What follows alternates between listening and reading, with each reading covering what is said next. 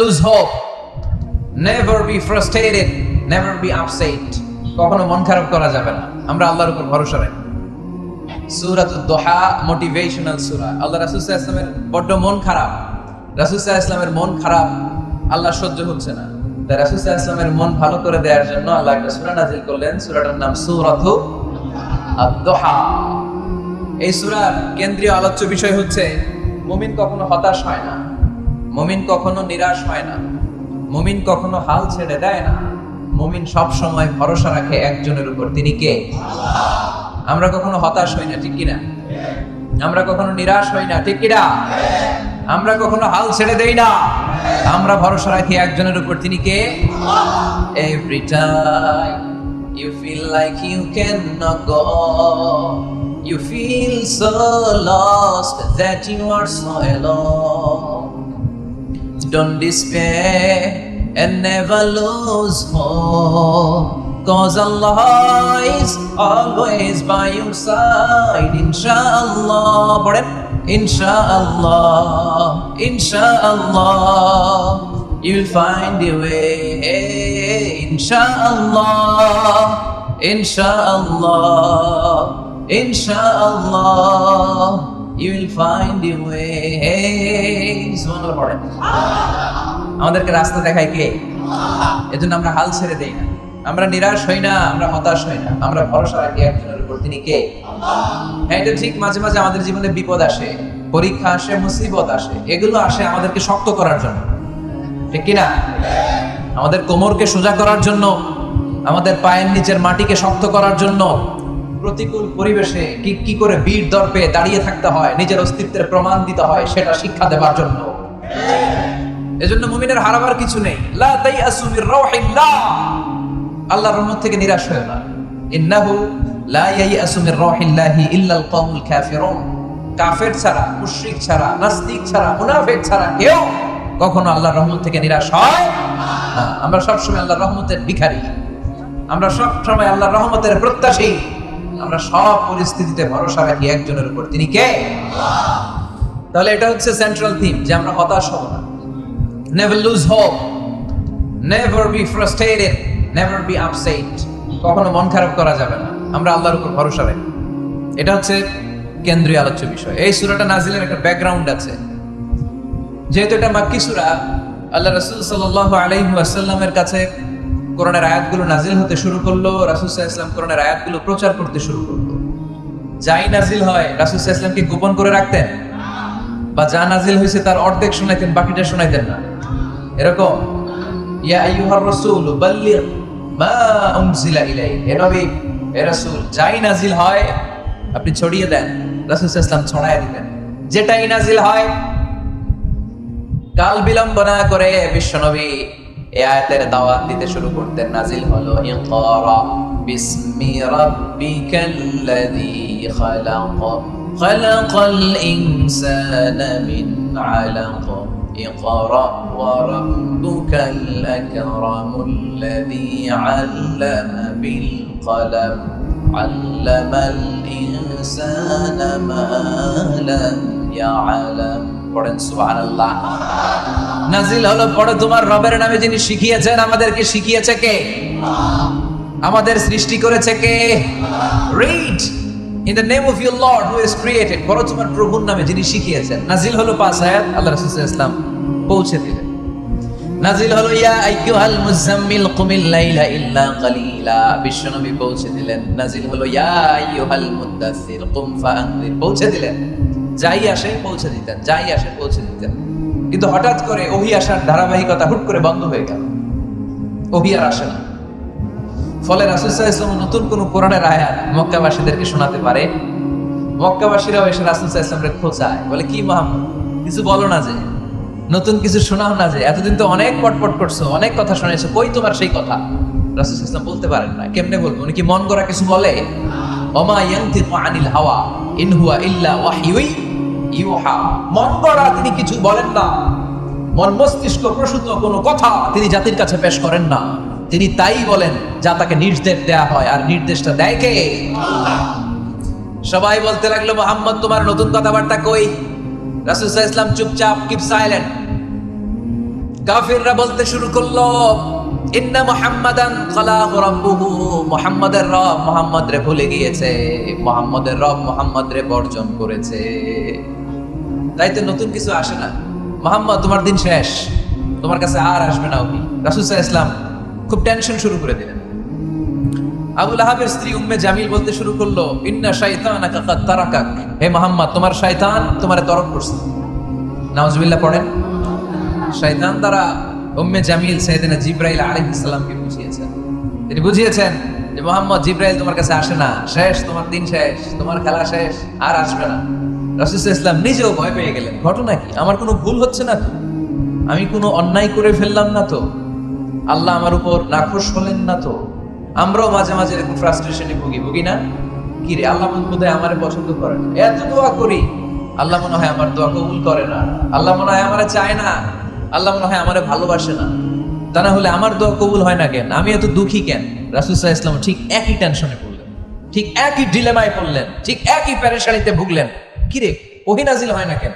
আমাকে নিয়ে কাফির মুশরিকরা বেদীনরা ঠাট্টা বিদ্রুপ করে, উপহাস করে, কিন্তু আল্লাহ তাআলা কোনো ওহী নাজিল করে না। ঘটনা কি? আমার ভুল হলো না তো? আমি কোনো অন্যায় করে ফেললাম না তো? আল্লাহ আমার উপর নাখোশ হলেন না তো? টেনশন। রাসূল সাল্লাল্লাহু আলাইহি ওয়াসাল্লাম টেনশনে ভুগছেন। ইন দ্য মিন টাইম আল্লাহ রাসূল সাল্লাল্লাহু আলাইহি ওয়াসাল্লামের টেনশন দূর করে দিয়ে, আল্লাহ রাসূল সাল্লাল্লাহু আলাইহি ওয়াসাল্লামের মন ভালো করে দেওয়ার জন্য এই সূরা দোহা নাজিল করলেন কে?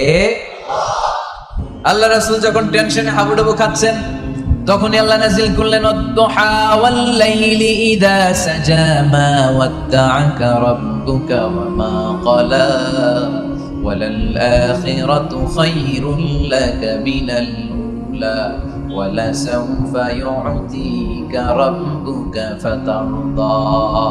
সুবহানাল্লাহ পড়েন। আল্লাহ নাজিল করলেন ওয়াদ-দুহা ওয়াল-লাইলি ইযা সাজা। দুহা মানে আলো। দুহা মানে কি? সকালের আলো, প্রভাতের সূর্য কিরণ। আলো মানে আশার আলো, সম্ভাবনার আলো। আলো বললেই মনের মধ্যে একটা সাহস জাগে না? আর অন্ধকার বললে ভয় লাগে না? আমাদের ছোট বাচ্চারা বাসার ভিতরে অন্ধকার হইলে ভয় পায় না? তার মানে অন্ধকার হচ্ছে ভয়ের প্রতীক, আর আলো হচ্ছে আশার প্রতীক। সুবহানাল্লাহ পড়েন।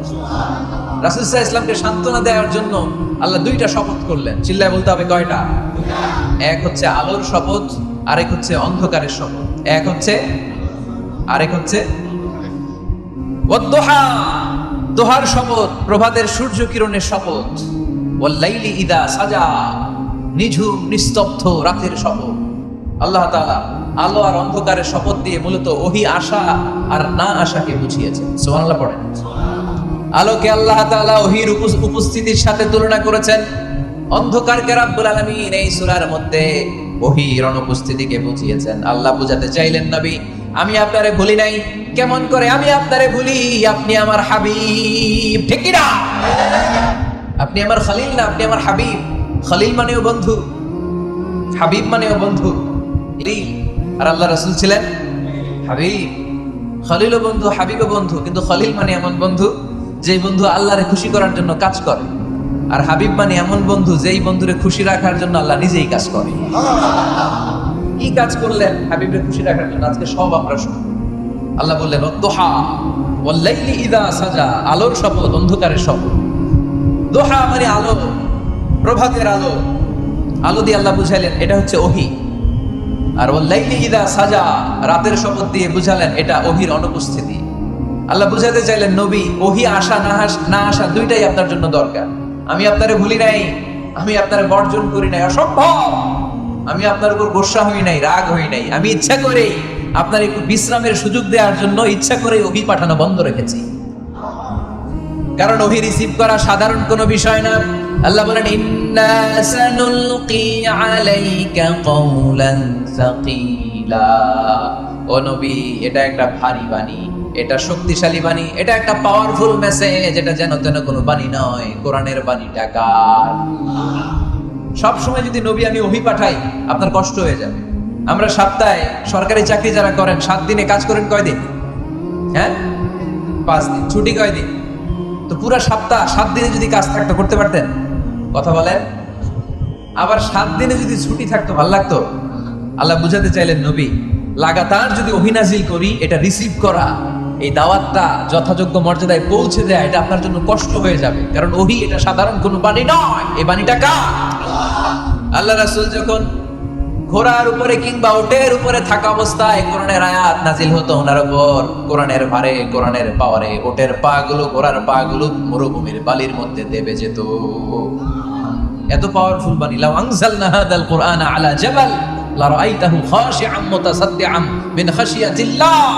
হে নবী, কোরআনকে আপনার কাছে না পাঠিয়ে পাহাড়ে নাজিল করলে, মাউন্ট এভারেস্টে নাজিল করলে, তুর পাহাড়ে নাজিল করলে, আল্পস পর্বতমালায় নাজিল করলে, আলাস্কা মাউন্টেন রেঞ্জ এটার উপর নাজিল করলে, এই ময়মনসিংহের গারো পাহাড়ের উপর নাজিল করলে, মুহূর্তে এই পাহাড়গুলো ভেঙে চুড়ে চুরমার হয়ে খান খান হয়ে যেত।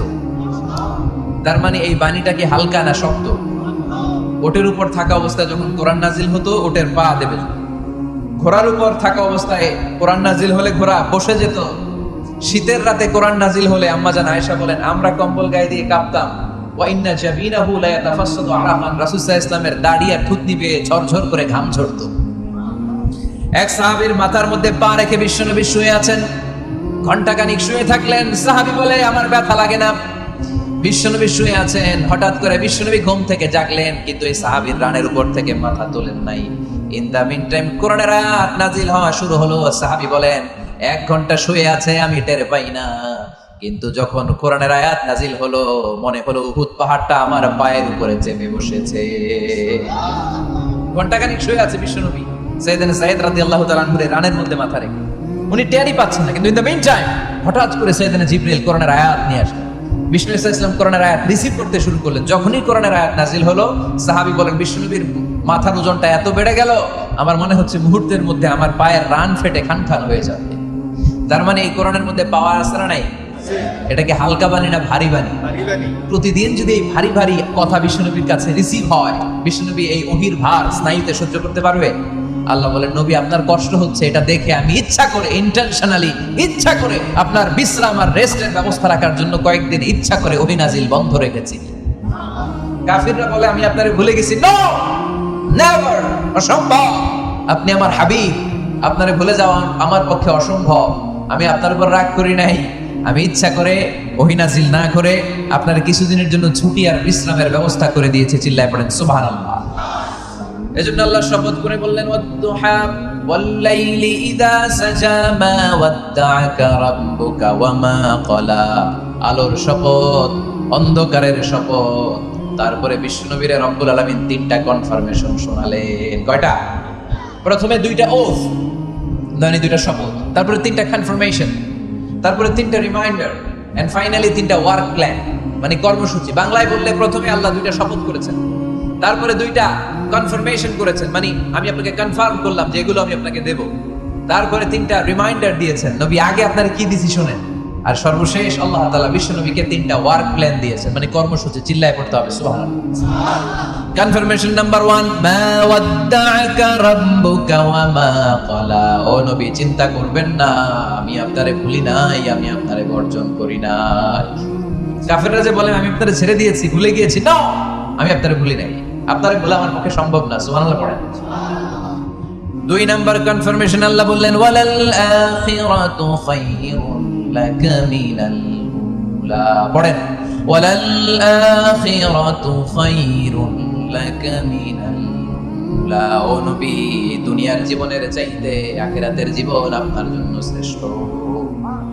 কিন্তু আমরা দুনিয়ার পিছনে পড়ে থাকি। আল্লাহ বললেন ওয়ালাল আখিরাতু, অবশ্যই আখিরাত, খায়রুল লাকা আপনার জন্য উত্তম, মিনাল উলা এই দুনিয়ার চেয়ে, and verily indeed the hereafter is far better for you than this dunya। অবশ্যই অবশ্যই এই দুনিয়ার ক্ষণস্থায়ী জীবন আপনার জন্য উত্তম নয়, আখিরাত এই দুনিয়ার চেয়ে 1000 গুণ বেশি উত্তম। চিল্লায় বলুন সুবহানাল্লাহ। আবার আরেকখানে আছে আল্লাহ বললেন বাল তুসিরুনাল হায়াতাদ দুনিয়া ওয়াল আখিরাতু খায়রুন ওয়া আবকা। তোমরা এই দুনিয়ার জীবনকে প্রাধান্য দিয়ে থাকো, কিন্তু দুনিয়াটা শ্রেষ্ঠ নয়, আল্লাহর কাছে আখিরাত হলো শ্রেষ্ঠ, আখিরাত হলো স্থায়ী। সুবহানাল্লাহ। তাহলে প্রথমে কনফার্ম করলেন নবী নো টেনশন, নো টেনশন, আমি আপনার সাথে আছি। আল্লাহ যদি সাথে থাকে আর কিছু লাগে? 2 নাম্বার কনফার্মেশন। আচ্ছা আমরা মাঝে মাঝে মেসেজ পাঠালে মেসেজ পৌঁছলো কিনা কনফার্মেশন আছে না? কনফার্মেশন মেসেজ পাঠায় না?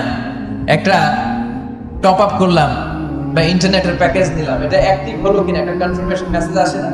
প্রথম কনফার্মেশন, নবী আমি আপনার সাথে আছি। দ্বিতীয় কনফার্মেশন, নবী এই দুনিয়ায় সাময়িক কিছু কষ্ট করেন কিন্তু আখিরাতে আপনার জন্য কল্যাণ রেখে দিয়েছে কে? তিন নাম্বার কনফার্মেশন, আল্লাহ বললেন ওয়ালা সাউফা ইউতিকা রাব্বুকা ফাতারদা। ও নবী আমি আপনার সাথে আছি, আখিরাতকে আপনার জন্য সাজিয়ে প্রস্তুত করে রেখেছি, আর এই দুনিয়ার বুকে এমন এমন জিনিস আমি আপনারে দান করব, এগুলো পেয়ে দুনিয়ায় আপনি খুশি হয়ে যাবে। এমন এমন জিনিস আমি আপনাকে দেব, and verily I'm going to give you something that will make you happy। ও নবী এমন এমন জিনিস আমি আপনি জীবন থেকে শুরু করে until you death, আপনার মৃত্যু পর্যন্ত আমি দেব, এগুলো পেয়ে আপনি খুশি হয়ে যাবেন। সুবহানাল্লাহ। বাড়িতে যে বলে দিবে কে? খুশি করবেন কারে? আল্লাহকে, বিশ্বনবী সাল্লাল্লাহু আলাইহি ওয়াসাল্লামকে। খুশি করবেন কে? আল্লাহ। আর খুশি হবে কে? বিশ্বনবী। সুবহানাল্লাহ পড়েন। ওয়ালা সাউফা ইউতিকা রাব্বুকা ফাতারদা। নবী এমন এমন জিনিস আমি আপনাকে দেব, আপনার এই পেরেশানি, দুঃখ, কষ্ট আপনার থাকবে না। কখনোই আমি আপনার মন খারাপ হতে দেব না। যখনই আপনি চিন্তিত, যখনই আপনি টেনশনে আছেন, যখনই আপনি পেরেশানিতে আছেন, এমন নাজ নেয়ামত আর খোশামদেদ আপনারে শোনাবো, সুখের সংবাদ শোনাবো, ওই সংবাদ শুনে আপনি নবী খুশি হয়ে যাবেন। তার মানে নবীর মন ভালো করার দায়িত্ব নিছে কে? কি আল্লাহ পাইছে। বিশ্বনবীর মন খারাপ, তখনই আল্লাহ অ্যাক্টিভ, তখনই আল্লাহ নেয়ামত পাঠায়। কিভাবে বিশ্বনবীর মন ভালো করেন আল্লাহ? মক্কাতে বিশ্বনবী যখন দাওয়াতি কাজ শুরু করলেন, বিশ্বনবী দেখলেন মক্কায় দুইটা লোক আছে, এই দুই লোকের এক লোক যদি আমার ইসলামের ছায়ার তলে না আসে, তাহলে মক্কায় ইসলামের দাওয়াতকে বেগবান করা আমার জন্য কঠিন হয়ে যাবে।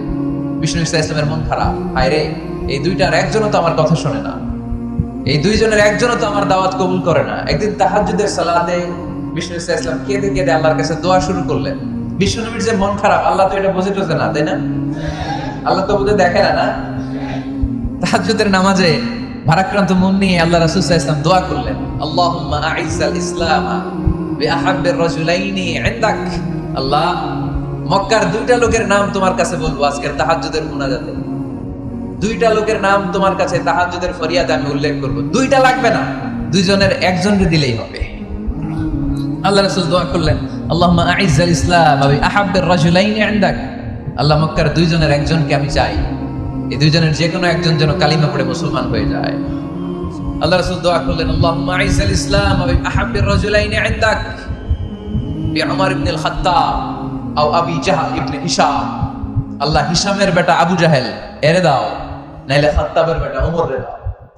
সুবহানাল্লাহ বলবেন না? সুবহানাল্লাহ। কিন্তু আল্লাহ রাসূলের দোয়া কবুল হয় না।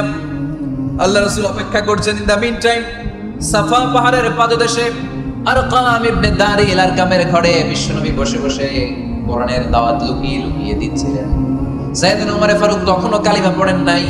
তিনি বিশাল একটা নাঙ্গা তলোয়ার নিয়ে বিশ্বনবীকে আক্রমণ করার জন্য যখন দারুল আরকামের ঘরের দিকে ছুটে আসছেন, সাহাবারা বলতে শুরু করলো, নবী আপনি ওই দরজা দিয়ে তাড়াতাড়ি মুহূর্তেই পালিয়ে যান। ওমরে ফারুক তলোয়ার নিয়ে আপনার সামনে চলে এলে, রক্ষা নাই। আল্লাহ রাসূল বললেন, তোমরা সরব, দরজাটা খুলে দাও, ওমরকে আমার সামনে তাড়াতাড়ি চলে আসতে দাও। আমার মনে হচ্ছে ওই যে তাহাজ্জুদের জায়নামাজে বসে চোখের পানি ছেড়ে আল্লাহর কাছে যে ওই দিন রাতে দোয়া করেছি, আজকে আমার দোয়াটা কবুল হতে চলেছে। আমার তো মনে হচ্ছে আমার দোয়াটা কবুল হতে চলেছে, সরে যাও। হামজা ইবনে আব্দুল মুত্তালিব চাচারে সরাই দিলেন। সাইয়েদনা ওমর ফারুক তলোয়ার নিয়ে এসে বিশ্বনবীর নূরানি চেহারার দিকে তাকিয়ে মুহূর্তেই কুপকাত হয়ে গেল। তলোয়ারটা বিশ্বনবীর সামনে রেখে দিয়ে বললেন, আশহাদু আল্লা ইলাহা ইল্লাল্লাহ ওয়া আশহাদু আন্না মুহাম্মাদান আবদুহু ওয়া রাসূলুহু। আমি সাক্ষ্য দিলাম আল্লাহ ছাড়া কোনো ইলাহ নাই, আপনি মুহাম্মদ আল্লাহর রাসূল। বিশ্বনবীর মন খুশি হয়ে গেল। ওয়ালা সাউফা ইউতিকা রাব্বুকা ফাতারদা। নবী হে, অচিরে এমন এমন জিনিস আমি আপনারে দেব, আপনি পাবেন আর খুশি হবেন, পাবেন আর খুশি হবেন। আপনার মন খারাপ, আমি আল্লাহ নিজ দায়িত্বে মন ভালো করে দেব। পড়েন সুবহানাল্লাহ। সাইয়েদনা ওমর ফারুক মুসলমান হয়ে গেল। এবার আবু জাহেল, উতবা, শাইবা, ওয়ালিদ ইবনে মুগীরা এদের টনক নড়ে উঠল। কারণ ওমর ফারুকের মতো শক্তিশালী লোক মক্কায় দ্বিতীয়টা ছিল। উনি বললেন, ইয়া রাসূলুল্লাহ, আপনি কি সত্য নবী না? আল্লাহ রাসূল বললেন, হ্যাঁ সত্য নবী। এই কোরআন কি সত্য না? সত্য। ইসলাম কি সত্য ধর্ম নয়? এটাও সত্য। ওমর ফারুক বললেন, ফাফিমাল ইখতিফা, তাহলে লুকায় লুকায় কেন? তাহলে সাফা পাহাড়ের পাদদেশে আরকাম ইবনে আবিল আরকামের ঘরের ভেতরে অন্ধকার কূপে দাঁড়িয়ে কোরআনের তেলাওয়াত কে? ময়দানে নেমে পড়েন, আমি উমর আছি, দেখি কে কি করবে। রাসূল সাল্লাল্লাহু আলাইহি ওয়াসাল্লাম বললেন, না, এটা মাক্কি জীবন, ধীরে সুস্থে দাওয়াতি কাজ করো, ওমর ও ফারুকও ছাড়বে না। বললেন, ইয়া রাসূলুল্লাহ, একটা মিছিলের অনুমতি দেন। আল্লাহ রাসূল বললেন, যাও মিছিল দাও। ওমর ফারুক দুইটা লাইন করলেন, মোট খুঁজে পেলেন 11 জন। সুবহানাল্লাহ পড়েন। এক লাইনের নেতা বানালেন আল্লাহ রাসূল সাল্লাল্লাহু আলাইহি ওয়াসাল্লামের খুদ চাচা হামজা ইবনে আব্দুল মুত্তালিবকে। আর আরেক লাইনে উনি দাঁড়ালেন 6 জন 12 জন, উনি সহ 12 জনের মিছিল। সুবহানাল্লাহ পড়বেন না? তো মিছিলের সামনে দাঁড়িয়ে উনি একটা ছোট্ট এক বাক্যের ভাষণ দিলেন। উনি বললেন, মান আরাদা আন তাসকুলা উম্মু ইয়াজামা ওয়ালাদু তারমিলা যাওজাতুহু ফালিয়াসুদ্দানি। এই মক্কা নেতা খেতারা, কে আছো? কে চাও মায়ের বুককে খালি করতে? কে চাও সন্তানগুলোর ইয়াতীম বানাতে? কে চাও তোমার স্ত্রীকে বিধবা বানাতে? সামনে আসো, পারলে আমি ওমরে ঠেকাও। ওমরে ফারুক দাঁড়ালেন, দাঁড়িয়ে তাকবীর শুরু করলেন, আল্লাহু আকবার, আল্লাহু আকবার, আল্লাহু আকবার। এক একটা স্লোগানে মক্কার মরুজমিন সেদিন থারথার করে কেঁপেছে। ইতিহাস সাক্ষী, আবু জাহেল, উতবা, শাইবা এই আল্লাহু আকবার স্লোগান আর শুনে নাই। হঠাৎ ভাবলো, ঘটনা কি? কার এত সাহস আমার নির্বাচনী এলাকায় আল্লাহু আকবার নামে স্লোগান দেয়? নেমে আসলে ঘর থেকে বাইরে আইসা দেখে মিছিলের সামনে কে? ওমরে দেখা দিছে একদম। শুধু কাফেররাই সাইয়েদনা ওমরে ফারুককে দেখে দৌড়াতো না, মুনাফিকরাও ওমরে ফারুককে দেখে দৌড় মারত। ইভেন ইবলিস শয়তান ওমরে ফারুককে দেখলে দৌড় মারত। সুবহানাল্লাহ পড়তে পারলেন না? আল্লাহ রাসূল ওমরে ফারুককে দেখলে বলতেন, ওমর মা সালাকা শাইতান সালিকান ফাজ্জান ইল্লা সালাকা ফাজ্জান গায়রা ফাজ্জি। ওমর, ইবলিস শয়তান যদি তোমার কোনো রাস্তা দিয়ে হাঁটতে দেখে, ইবলিস শয়তান ওই রাস্তা রেখে দিয়ে অন্য রাস্তা দিয়ে হাঁটে। ওমরে ফারুক আল্লাহর গিলাফ যে স্পর্শ করলেন আর মিছিল থামালেন, ওরকম ওমর আমাদের দরকার আছে না নাই? বিশ্বনবী বললেন, লা নাবিয়্যা বা'দি ওয়ালা রাসূলা, আমার পরে কোনো নবী নাই, কোনো রাসূল নাই, তবে আমার পরে যদি কেউ নবী হতো, লাউ কানা বা'দি নাবিয়্যুন লাকানা উমর, আমার পরে যদি নবী হওয়ার যোগ্যতা কারো থাকে, আমার প্রাণের সাহাবা ওমরের ওই যোগ্যতা আছে। প্রভু তুমি বলেছো রাসূল দেবে না, বলনি দেবে না ওমর, বলনি দেবে না হামজা তারি, খালিদ বিজয় সমর। প্রভু তুমি বলেছো রাসূল দেবে না, বলনি দেবে না ওমর, বলনি দেবে না হামজা তারি, খালিদ বিজয় সমর। প্রভু তুমি বলেছো রাসূল দেবে না। সুবহানাল্লাহ পড়ো। ওরকম একটা ওমর হইলে আমাদের জন্য এনাফ। ওই একটা ওমরের অপেক্ষায় বসে আছে গোটা মুসলিম উম্মাহ। চিল্লায় বলো ঠিক কি না? ওমরে ফারুক কালিমা পড়ে মুসলমান হয়ে গেলেন, বিশ্বনবী খুশি হয়ে গেলেন। ওয়ালা সাউফা ইউতিকা রাব্বুকা, আল্লাহ বললেন, নবী যখনই আপনার মন খারাপ, যখনই আপনি পেরেশানিতে ভুগবেন, যখনই আপনি টেনশন করবেন, তখনই আপনার মন ভালো করে দিবে কে? আল্লাহর ঘোষণা, and verily Allah gonna give you something that will make you happy। এমন জিনিস আমি দেব, আপনি খুশি হয়ে যাবেন। আল্লাহ রাসূল সাল্লাল্লাহু আলাইহি ওয়াসাল্লাম দাওয়াত দিতে দিতে তায়েফ চলে গেলেন। তায়েফ নাম শুনেছেন? মক্কা থেকে 80 মাইল দূরে। আমি গিয়েছি কয়েকবার। ঠান্ডা এলাকা, 6000 ফিট উঁচু, মেঘ নেমে আসে। তায়েফে গেলে কেউ বিশ্বাসই করবে না এটা সৌদি আরবের অংশ। বৃষ্টি হয়, কি হয়? বৃষ্টি, চাষাবাদ হয়, অনেক ফলমূল আর শাকসবজি পাওয়া যায়। আল্লাহ রাসূল সাল্লাল্লাহু আলাইহি ওয়াসাল্লাম 80 মাইলের মরুর পথ পাড়ি দিলেন। আমাদের মতো প্রাইভেট কারে চলে গেছিলেন, তাই না? আহা, এই লম্বা মরুর পথ, তপ্ত মরুভূমি, সূর্যের প্রচন্ড তাপ উপেক্ষা করে তায়েফে গেছিলেন জমির মামলার মীমাংসা করতে। কি করতে? তায়েফবাসীদেরকে দাওয়াত দেওয়ার জন্য। আল্লাহ রাসূলের নিজের কোনো স্বার্থ ছিল? কথা কয় না। তায়েফবাসীদেরকে জাহান্নামের আগুন থেকে বাঁচানো, তায়েফবাসীরা যাতে মাইন না খায়। আহা, কি নবী ছিল! সে কোন বন্ধু বলো বেশি বিশ্বস্ত, সে কোন বন্ধু বলো বড় বিশ্বস্ত, কার কাছে মন খুলে দেয়া যায়, কার কাছে প্রাণ খুলে বলা যায়,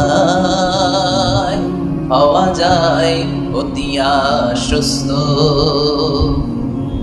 তার নাম আহমদ বড় বিশ্বস্ত। সুবহানাল্লাহ পড়েন। কি দিল দরিয়া নবী ছিলেন, রাহমাতাল লিল আলামিন। I have sent you as a mercy for the entire universe. নবী হে, আমি আপনাকে গোটা বিশ্বের জন্য রহমত করে প্রেরণ করেছি। সুবহানাল্লাহ সুবহানাল্লাহ। রহমতের নবী, দয়ার নবী দাওয়াত দেওয়ার জন্য 80 মাইলের লম্বা মরুর পথ পাড়ি দিয়ে তায়েফের ময়দানে যখন ছুটে যায়, তায়েফের ছেলেরা বিশ্বনবীর দাওয়াত তো কবুল করেই নাই, বরং বিশ্বনবীর অপমান করেছে, বিশ্বনবীকে লাঞ্ছিত করেছে, বিশ্বনবীর সাথে মারপিট করেছে, বিশ্বনবীর গায়ে পাথর মেরেছে। এই সুশ্রী দেহটা বেয়ে বেয়ে ছড়ে ছড়ে বিশ্বনবীর গা থেকে টপ টপ করে তায়েফের জমিনে তাজা লাল খুন ঝরেছে। গিয়েছে তায়েফবাসীদের বাঁচানোর জন্য, নিজের কোনো স্বার্থ নেই। তায়েফবাসীরা যেন জাহান্নামের আগুনে না চলে, কিন্তু তায়েফবাসীরা বিশ্বনবীর আঘাত করেছে। তিনটা জায়গায় আমি দেখে এসেছি, জায়গায় তিনটা জায়গায় বিশ্বনবীকে আহত করা হয়েছে। খেয়ে না খেয়ে দিন প্রচারের কাজে নিজেকে দিয়েছ বিলিয়ে, তায়েফের কাফিরেরা চিনল না সে আলো, দুষ্ট ছেলেদের পিছু দিল লেলিয়ে, পাথরের আঘাতে ক্ষত বিক্ষত হয়ে সারা শরীর থেকে রক্ত ঝরে। হে রাসূল তোমাকে ভুলি আমি কেমন করে, হে রাসূল তোমাকে ভুলি আমি কেমন করে, হাজার ব্যথা বেদনার পরে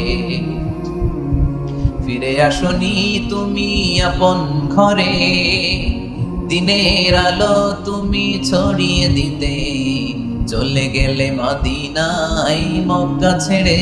হে রাসূল তোমাকে ভুলি আমি কেমন করে, হে রাসূল তোমাকে ভুলি আমি কেমন করে। পড়েন আল্লাহু আকবার। খেয়ে না খেয়ে বিশাল পথ পাড়ি দিয়ে দাওয়াত দিলেন, বিনিময়ে পেলেন